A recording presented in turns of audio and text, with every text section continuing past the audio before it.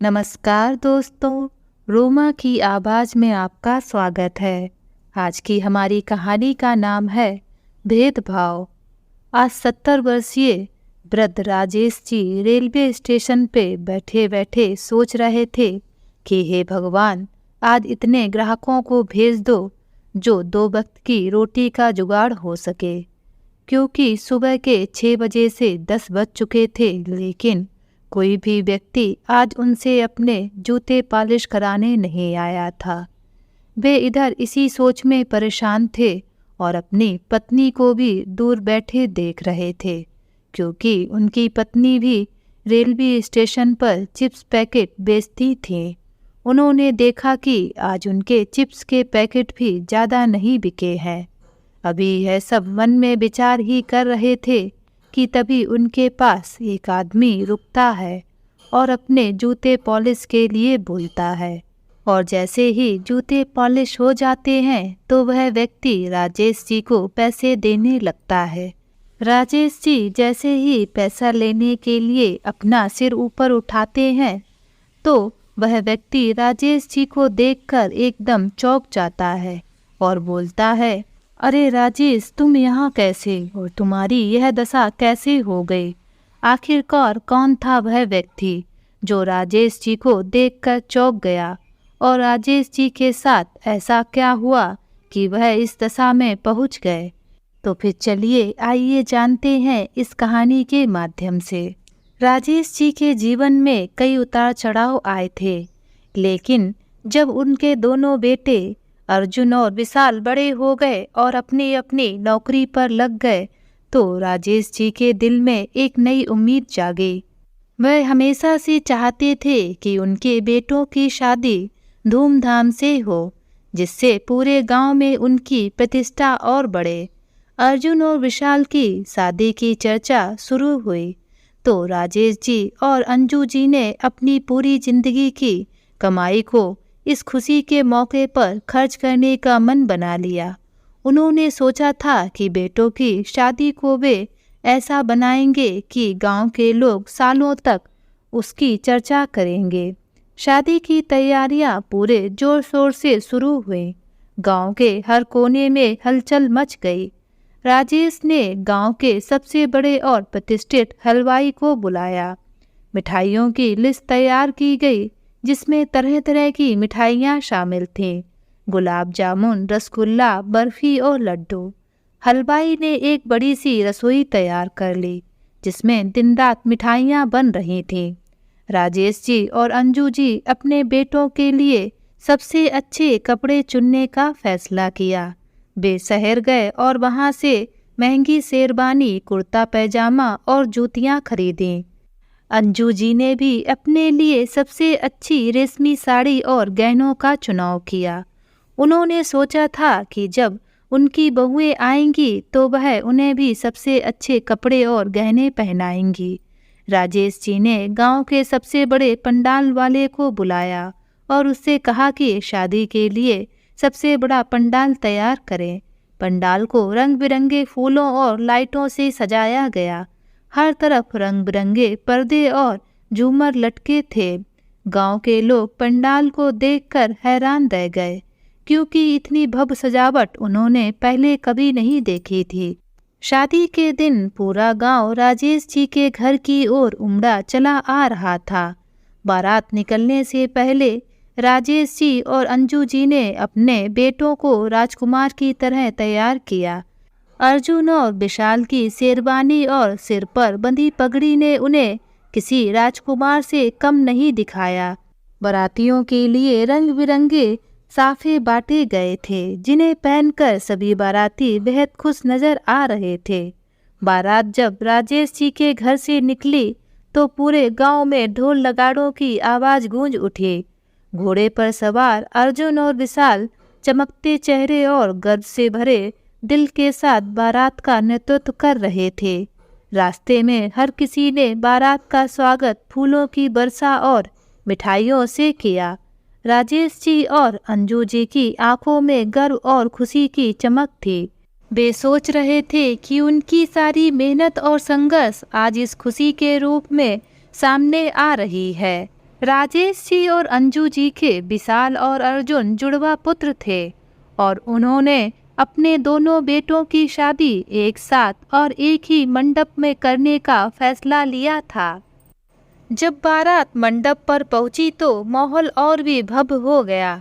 मंडप को खूबसूरत फूलों और सुनहरी झालरों से सजाया गया था। यहाँ पंडित जी पहले से ही तैयार थे। जैसे ही अर्जुन और विशाल मंडप पर आए, उनकी पत्नियों को भी पारंपरिक रेशमी साड़ी में सजाया गया। दोनों दुल्हनें चांदी और सोने के गहनों से सजी हुई थीं और उनकी सुंदरता ने सबका ध्यान अपनी ओर खींच लिया। फेरों का समय आया और पंडित जी ने मंत्रोच्चारण के साथ शादी की रस्में शुरू की। राजेश जी और अंजू जी ने अपने बेटों और बहुओं को आशीर्वाद दिया और उनकी आंखों में खुशी के आंसू थे। जैसे जैसे फेरे पूरे होते गए, राजेश का दिल गर्व और संतोष से भरता गया। उन्होंने अपने पूरे जीवन की मेहनत को इस एक पल में सफल होते देखा। शादी के बाद राजेश जी और अंजू जी ने अपने बेटे और बहुओं के साथ मिलकर पूरे गांव के लिए एक भव्य भोज का आयोजन किया। भोज में गांव के हर घर के लोग आए और हर कोई इस शादी की भव्यता की तारीफ कर रहा था। खाने में तरह तरह के व्यंजन थे, पूरी, सब्जी, रायता, पापड़ और मिठाइयाँ। सबने जी भर कर खाया और शादी की तारीफ करते नहीं थके। शादी के बाद राजेश जी और अंजू जी ने दोनों बहुओं का बड़े ही धूमधाम से घर में स्वागत किया। उन्होंने सोचा था कि अब उनका परिवार पूरा हो गया है और अब वे अपने जीवन की दूसरी पारी को आराम से जी पाएंगे।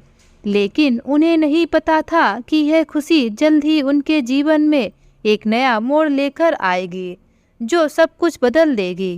राजेश जी और अंजू जी की जिंदगी में यह खुशी का समय एक बड़े तूफान से पहले की शांति थी। उन्होंने अपने बेटों की शादी में सब कुछ लगा दिया था, लेकिन इस खुशी के पीछे छिपी कड़वी सच्चाई और आने वाले समय की चुनौतियों का उन्हें जरा भी आभास नहीं था। शादी के बाद राजेश जी और अंजू जी ने अपनी नई बहुओं के स्वागत में कोई कसर नहीं छोड़ी। उन्होंने सोचा था कि उनके बेटे और बहुएं मिलकर इस घर को खुशियों से भर देंगे, लेकिन जैसे जैसे समय बीतने लगा, स्थिति वैसी नहीं रही जैसी उन्होंने सोची थी।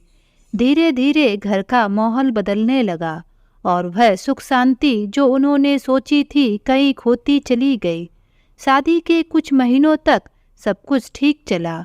अर्जुन और विशाल अपने अपने कामों में व्यस्त रहते, जबकि अंजू घर का काम संभालती। बहुएं भी शुरुआत में बहुत अच्छी और आदर्शवादी लगीं। वे समय समय पर अंजू जी की मदद करती और राजेश जी से आदर के साथ बात करती। लेकिन जल्द ही उनका असली चेहरा सामने आने लगा। पहली बहू सुनीता अर्जुन की पत्नी थी। वह अपने माता पिता के घर से बहुत लाड़ प्यार से पली थी और उसे घर के कामकाज में कोई दिलचस्पी नहीं थी। धीरे धीरे उसने अंजू जी से घर के कामों में हाथ बटाना बंद कर दिया और अधिकतर समय अपने कमरे में ही बिताने लगी। वह अक्सर छोटी छोटी बातों पर अंजू जी से बहस करती और घर के कामों में कोई दिलचस्पी नहीं दिखाती। उसकी बातों में अब पहले जैसा सम्मान नहीं था, बल्कि ताने और कटाक्ष शामिल होने लगे थे। दूसरी बहू निशा विशाल की पत्नी थी। वह चालाक और स्वार्थी स्वभाव की थी। शुरू में उसने अंजू जी और राजेश जी के प्रति आदर दिखाया, लेकिन जल्द ही उसने घर पर अपना कब्जा जमाने की कोशिश शुरू कर दी। वह घर के सभी फैसलों में हस्तक्षेप करने लगी और अपनी बात मनवाने के लिए किसी भी हद तक जा सकती थी। उसने धीरे धीरे अंजू जी से घर की चाबियां ले ली और आर्थिक मामलों पर भी अपनी पकड़ बना ली। जब अंजू जी ने अपनी बहुओं के बदलते व्यवहार पर आपत्ति जताई तो उनके बीच तनाव बढ़ने लगा। बहुओं ने एकजुट होकर अंजू जी के खिलाफ मोर्चा खोल दिया। सुनीता और निशा ने तय कर लिया कि वे अब घर का सारा काम अंजू जी के ऊपर छोड़ देंगी और खुद आराम से रहेंगी। वे अब अंजू जी के साथ सीधे तौर पर बहस करने लगीं। जब अंजू जी ने उनसे काम में हाथ बटाने को कहा तो वे बहाने बनाकर टाल देती। घर की साफ सफाई से लेकर खाना बनाने तक सब कुछ अंजू जी पर छोड़ दिया था। वह थक कर चूर हो जाती, लेकिन बहुएं उनकी एक नहीं सुनती। राजेश जी इन सबको देखते थे, लेकिन वह अपने बेटों की खुशी के लिए चुप रहते। वह नहीं चाहते थे कि घर में झगड़ा हो, लेकिन धीरे धीरे वे भी बहुओं की बातें सुनने को मजबूर हो गए। बहुओं ने यह साफ कर दिया था कि अगर वे किसी बात से नाखुश होंगी तो इसके लिए सास ससुर को जिम्मेदार ठहराया जाएगा। निशा ने घर के खर्चों पर भी अपना नियंत्रण कर लिया। उसने अंजू जी और राजेश जी के खर्चों पर रोक लगा दी और उन्हें पैसे के लिए अपने बेटों पर निर्भर रहने पर मजबूर कर दिया। अंजू जी और राजेश जी की छोटी छोटी ज़रूरतों के लिए भी उन्हें निशा से पूछना पड़ता। निशा ने धीरे धीरे पूरे घर पर अपना कब्जा जमा लिया। उसने राजेश जी और अंजू जी के लिए नए कपड़े और ज़रूरी सामान खरीदने पर भी रोक लगा दी। वह घर का सारा पैसा अपने और अपने पति के शौक पर खर्च करने लगी, जबकि अंजू जी और राजेश जी को पुराने कपड़े पहनने पर मजबूर कर दिया। राजेश जी और अंजू जी को अब अपने ही घर में बेगानों जैसा महसूस होने लगा था। निशा ने हर चीज पर अपनी पकड़ बना ली थी और राजेश जी को यह सब देखकर गहरी पीड़ा होती थी।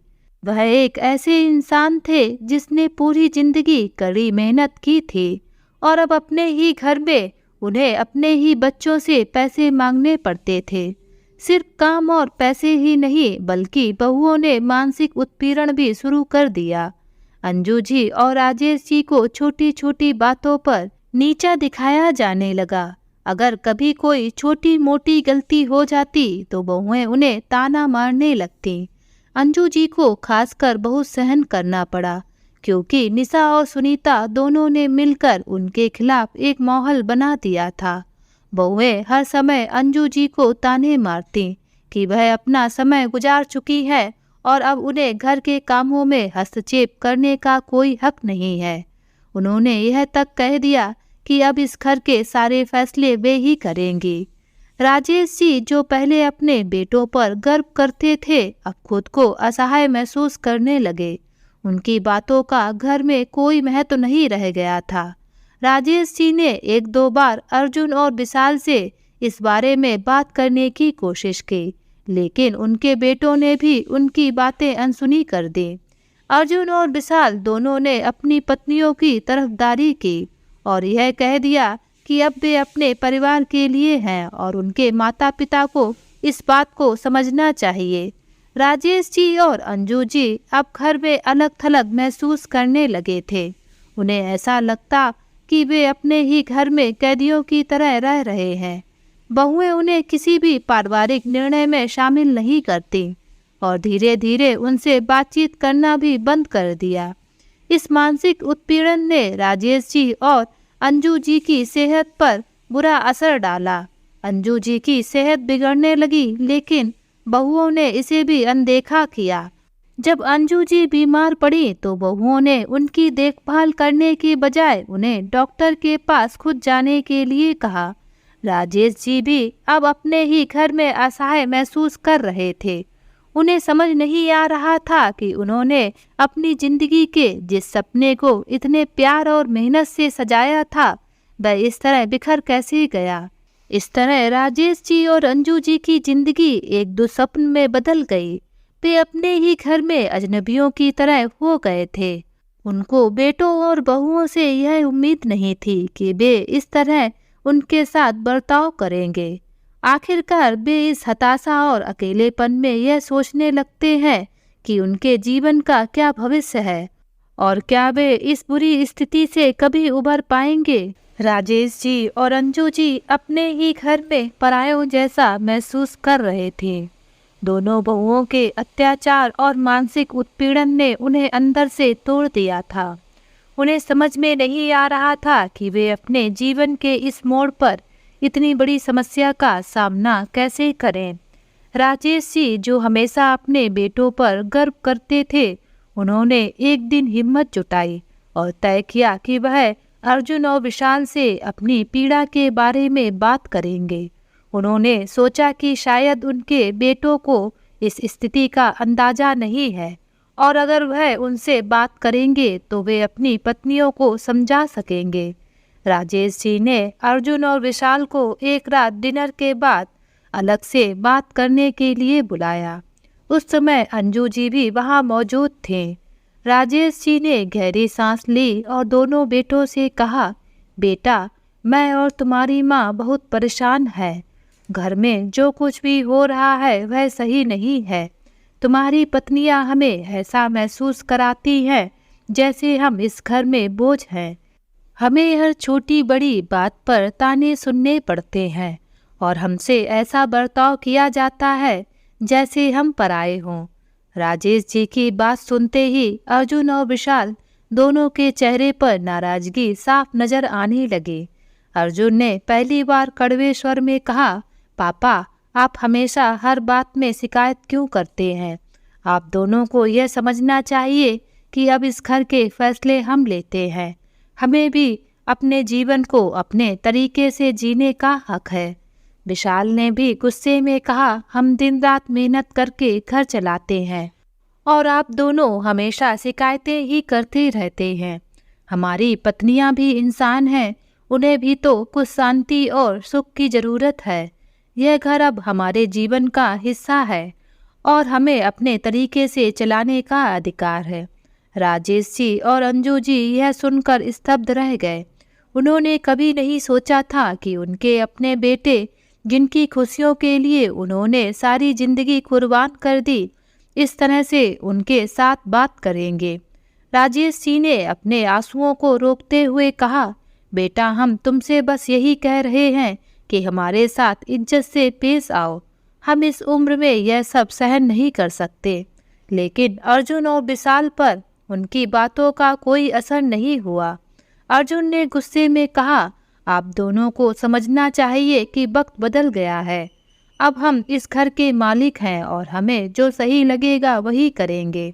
अगर आपको यहाँ रहना है तो आपको हमारे नियमों के अनुसार चलना होगा।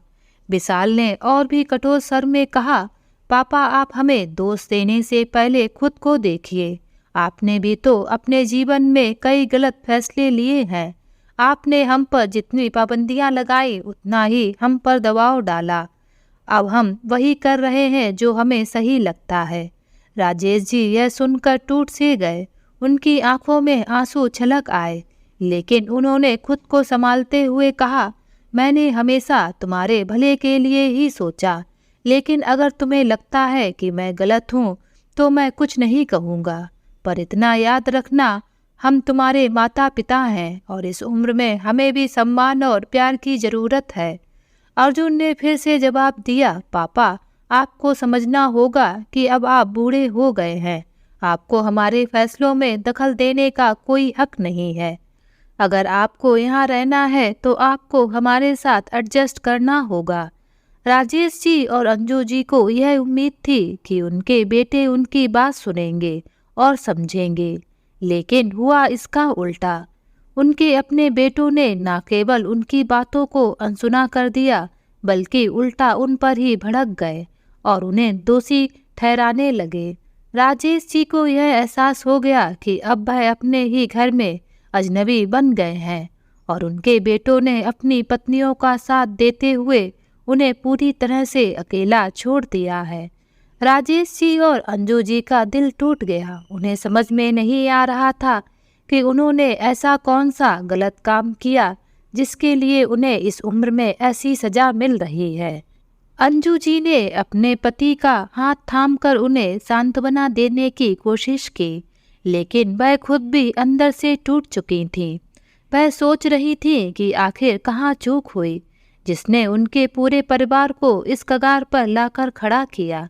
राजेश जी और अंजू जी अब पूरी तरह से अकेले हो गए थे। उनके अपने बेटों ने उन्हें ठुकरा दिया था और अब वे अपने ही घर में अजनबियों की तरह हो गए थे। वे सोचते हैं कि क्या अब उनके जीवन में कभी फिर से खुशियों की कोई किरण आएगी या उन्हें इसी पीड़ा और अकेलेपन के साथ अपनी बाकी जिंदगी बितानी होगी। राजेश जी और अंजू जी के दिल में गहरी चोट लगी थी। उन्होंने कभी सपने में भी नहीं सोचा था कि उनके अपने बेटे इस तरह उनकी उपेक्षा करेंगे और उन्हें घर के बोझ के रूप में देखेंगे। राजेश जी और अंजू जी की हालत अब ऐसी हो गई थी कि वे अपने ही घर में एक असहाय स्थिति में थे। उनकी एकमात्र उम्मीद थी कि बहुएं जो अब तक उनके खिलाफ थीं शायद इस बारे में सोचेंगी और उनका बर्ताव बदलेगा, लेकिन हुआ इसके ठीक उलट। अर्जुन और विशाल से राजेश जी की शिकायतें सुनते ही बहुएं सुनीता और निशा आग बबूला हो गई। उन्हें यह बिल्कुल भी बर्दाश्त नहीं हुआ कि राजेश जी ने उनके खिलाफ कोई शिकायत की है। वे इसे अपनी तौहीन समझने लगी और तय कर लिया कि अब सास ससुर को सबक सिखाना जरूरी हो गया है। सुनीता ने गुस्से में अर्जुन से कहा, आपके पापा को हमेशा शिकायत ही करनी आती है। पहले उन्होंने हमारी जिंदगी में दखल दिया और अब हमारे खिलाफ आपसे शिकायत कर रहे हैं। अगर इसी तरह चलता रहा तो हम कभी अपने जीवन को अपने तरीके से नहीं जी पाएंगे। निशा ने विशाल से कहा, इस घर में अब तक हमारी कोई इज्जत नहीं रही। हर समय हमें ताने मारते रहते हैं जैसे हम घर के नौकर हों। अब बहुत हो चुका, इन्हें सबक सिखाना ही होगा, नहीं तो ये कभी नहीं सुधरेंगे। अब बहुओं ने घर के खाने पीने की व्यवस्था को भी अपने हाथ में ले लिया और सास ससुर पर अत्याचार शुरू कर दिया। अंजू जी जो हमेशा सुबह जल्दी उठकर घर के कामों में लगी रहती थी, उन्हें अब सख्त आदेश दिया गया कि वह घर के कामों में दखल देना बंद कर दें। सुनीता और निशा ने तय कर लिया कि वे राजेश जी और अंजू जी को ठीक से खाना नहीं देंगी। सुबह नाश्ता हो या दोपहर का खाना, दोनों बहुएं जानबूझकर देर करती और खाने में भी कटौती कर देती। राजेश जी और अंजू जी को अब 2 वक्त की रोटी के लिए भी मोहताज कर दिया गया था। अक्सर उन्हें भूखा ही रहना पड़ता क्योंकि बहुएं जानबूझकर खाने को देर से बनाती या कभी कभी तो बिल्कुल भी नहीं देती। एक दिन जब अंजू जी ने निशा से खाने के लिए कहा तो निशा ने उनसे गुस्से में भड़कते हुए जवाब दिया, आपको खाना चाहिए तो खुद बना लीजिए। हम आपके कोई नौकर नहीं हैं जो आपके हर काम के लिए हाजिर रहें। आप लोगों का जब भी मन होता है खाना मांगने आ जाती हैं। सुनीता ने भी गुस्से में कहा, अब यह घर हमारा है और हम जब चाहें जो चाहे करेंगे। अगर आप लोगों को खाना चाहिए तो चुपचाप हमारी बात मानिए और हमें परेशान मत करिए। खाने पीने की उपेक्षा के साथ ही बहुओं ने गालियों और अपमान का सिलसिला भी शुरू कर दिया। अब उन्हें हर छोटी बड़ी बात पर गालियां सुनने को मिलती। बहुएं हर बात पर राजेश जी और अंजू जी को भद्दी भद्दी गालियां देती और उनका अपमान करती। जब अंजू जी ने इस अपमान का विरोध करने की कोशिश की तो निशा और सुनीता ने उन्हें और भी भद्दी बातें सुनाई। आपकी इतनी हिम्मत कैसे हुई कि हमारे सामने जुबान चलाएं? आपको तो अपनी औकात में रहना चाहिए। अब यह घर हमारा है और आप लोगों का यहाँ कोई हक नहीं है, सुनीता ने गुस्से में कहा। निशा ने भी अपनी आवाज ऊंची करते हुए कहा, अगर आपको यह सब सहन नहीं होता तो यहाँ से जा सकते हैं। वैसे भी इस उम्र में आप लोगों का यहाँ क्या काम? वृद्ध आश्रम ही आपकी सही जगह है। राजेश जी और अंजू जी के लिए यह स्थिति असहनीय हो गई थी। उन्हें हर दिन अपने ही घर में ताने, गालियां और उपेक्षा का सामना करना पड़ता था। वे ये समझ नहीं पा रहे थे कि आखिरकार किस गुनाह की सजा उन्हें मिल रही है। वे दोनों मानसिक और शारीरिक रूप से पूरी तरह से टूट चुके थे। अब सुनीता और निशा ने अपने पतियों को भी इस बात के लिए उकसाना शुरू कर दिया कि वे अपने माता पिता को वृद्धाश्रम भेज दें। सुनीता ने अर्जुन से कहा, देखिए, जब तक आपके माता पिता इस घर में रहेंगे हमारी जिंदगी में चैन नहीं रहेगा। वे हर समय हमारे काम में दखल देते हैं और हमें ताना मारते हैं। अगर आप चाहते हैं कि हमारी जिंदगी में शांति हो तो इन्हें वृद्धाश्रम भेज दीजिए। निशा ने भी विशाल को उकसाते हुए कहा, हमने बहुत सहन कर लिया है, अब और नहीं। अगर आप चाहते हैं कि मैं इस घर में रहूं तो अपने माता पिता को यहाँ से भेज दीजिए। वृद्धा आश्रम ही उनके लिए सही जगह है। वहाँ जाकर वे अपने जैसे लोगों के साथ रहेंगे और हमें तंग नहीं करेंगे। अर्जुन और विशाल, जो पहले ही अपने माता पिता से नाराज थे, अपनी पत्नियों की बातों में आ गए। वे सोचने लगे कि शायद यही सही है। वे यह भूल गए थे कि उनके माता पिता ने उन्हें कितनी मेहनत से पाला था और उन्हें इस काबिल बनाया था। वे अब पूरी तरह से अपनी पत्नियों के कहने पर चलने लगे थे। इस तरह बहुओं के अत्याचार और पतियों के उकसाने से राजेश जी और अंजू जी की स्थिति और भी दयनीय हो गई। वे दोनों ये समझ गए थे कि अब उनके अपने ही घर में उनके लिए कोई जगह नहीं बची है। उनके अपने बच्चे, जिन पर उन्होंने अपनी सारी जिंदगी कुर्बान कर दी, अब उन्हें घर से निकालने की तैयारी कर रहे थे।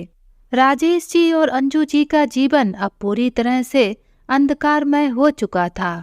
बहुओं के अत्याचार और बेटों की बेरुखी ने उन्हें इस हद तक तोड़ दिया था कि उन्हें अपने ही घर में रहने का कोई अर्थ नजर नहीं आ रहा था। हर दिन गालियां, ताने और अपमान झेलते झेलते वे अब पूरी तरह से टूट चुके थे। लेकिन उनके भीतर कहीं ना कहीं आत्मसम्मान और स्वाभिमान की एक लौ अभी भी जल रही थी, जो उन्हें इस अपमान को सहन करने के बजाय कुछ और करने के लिए प्रेरित कर रही थी।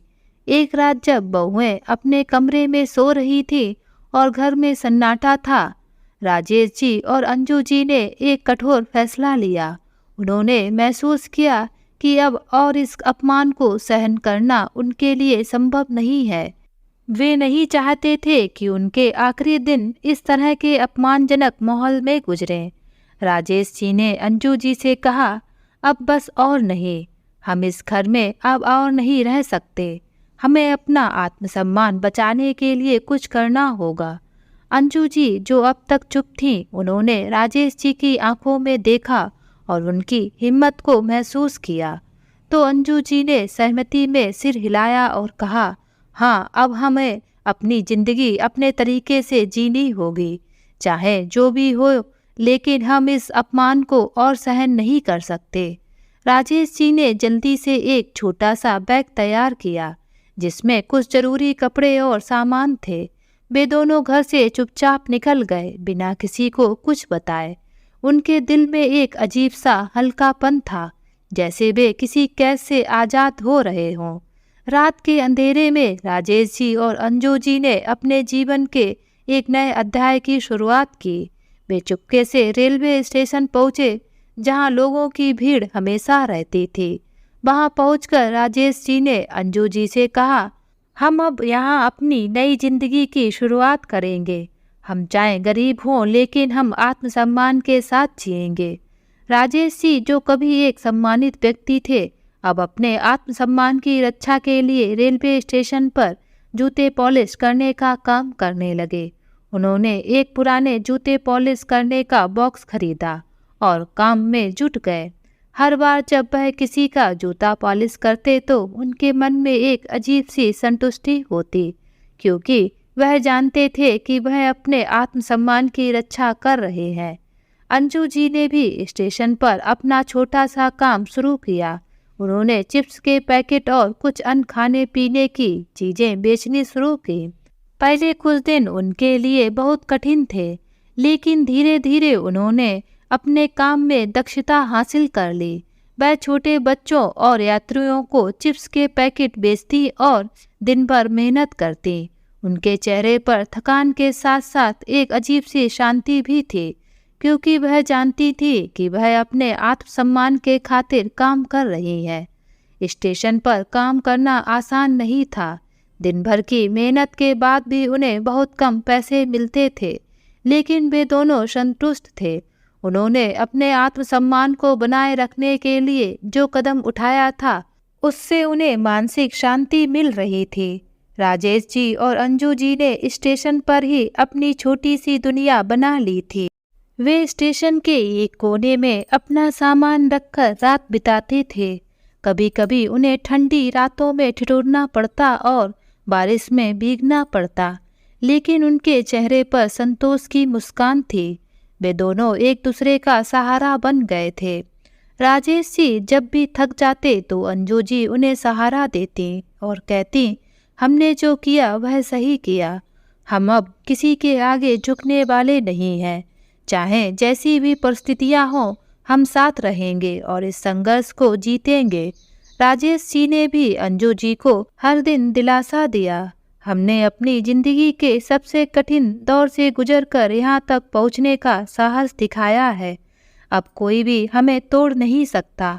हम यहाँ मेहनत करके जिएंगे, लेकिन किसी के सामने झुकेंगे नहीं। इस तरह राजेश जी और अंजू जी ने अपने जीवन के सबसे कठिन दौर में भी आत्मसम्मान को बनाए रखा। उन्होंने अपने बेटे और बहुओं के अत्याचार को सहन करने के बजाय खुद से एक नई राह चुनी। उनका संघर्ष रेलवे स्टेशन पर हर दिन जारी था, लेकिन उनके चेहरे पर जो संतोष था वह उनके साहस और आत्मसम्मान की गवाही देता था। इधर राजेश जी और अंजू जी के घर से निकल जाने से उनकी बहुएं तो बहुत ही खुश हुईं। वो तो वैसे ही उनको वृद्धाश्रम भेजना चाहती थीं। उनके दोनों बेटों को भी उनकी कोई खास चिंता नहीं थी। वे सभी अपनी दुनिया में मस्त रहने लगे और उन्होंने अपने माता पिता को ढूंढने की एक बार भी कोशिश नहीं की।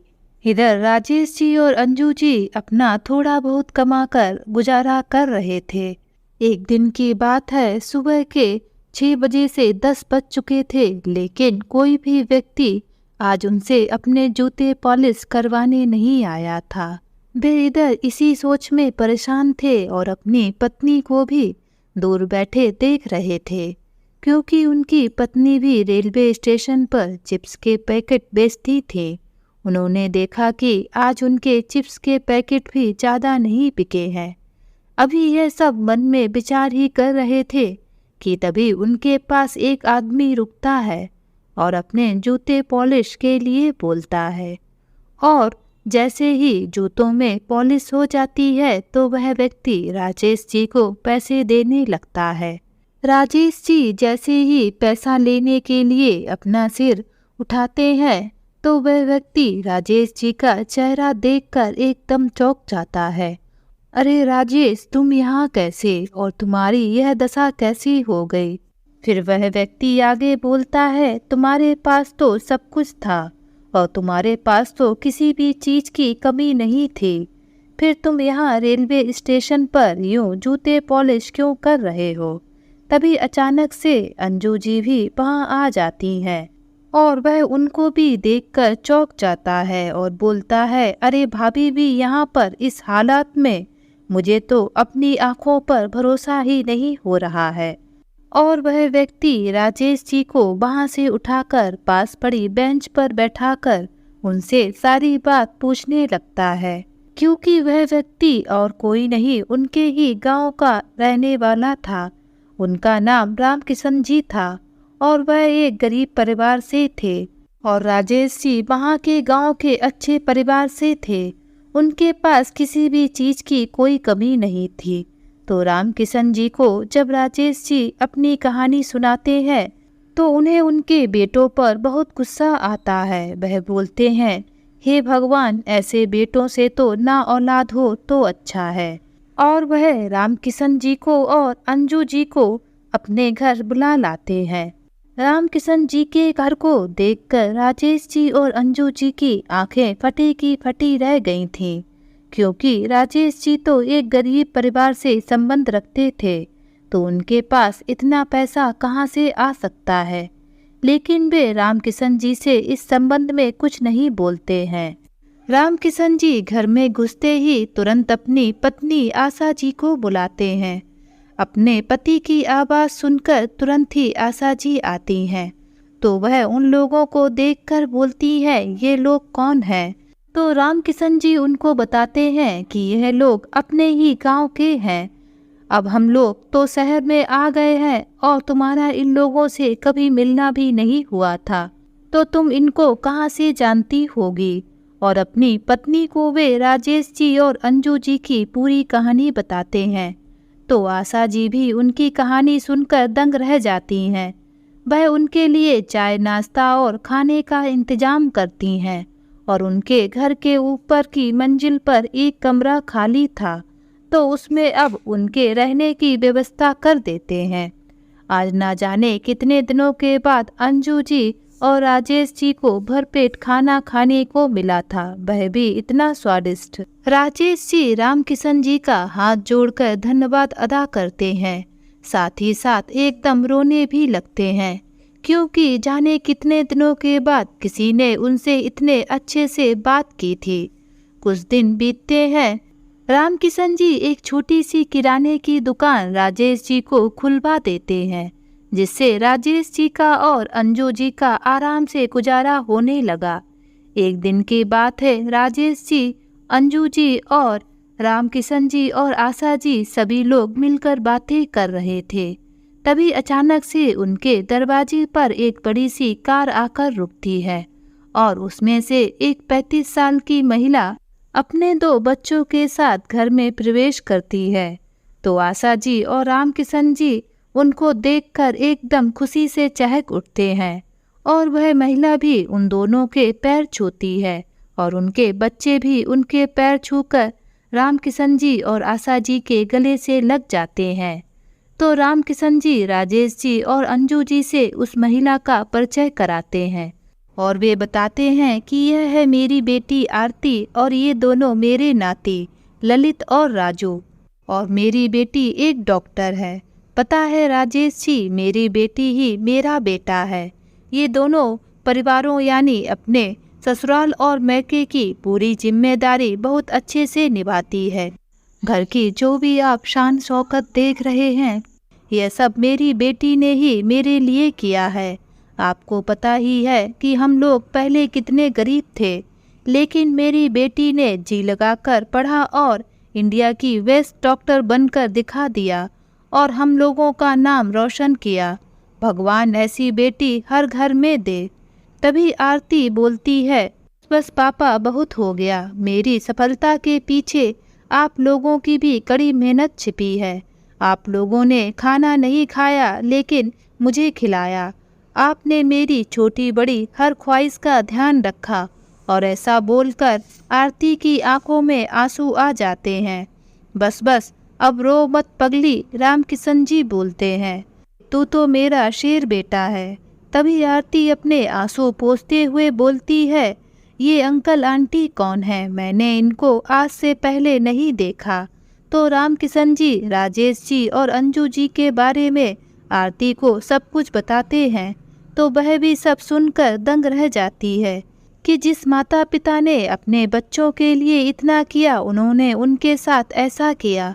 तभी रामकिशन जी राजेश जी से बोलते हैं, काश आपके पास भी आरती जैसी एक बेटी होती तो आज आप लोगों को यह दुख ना देखना पड़ता।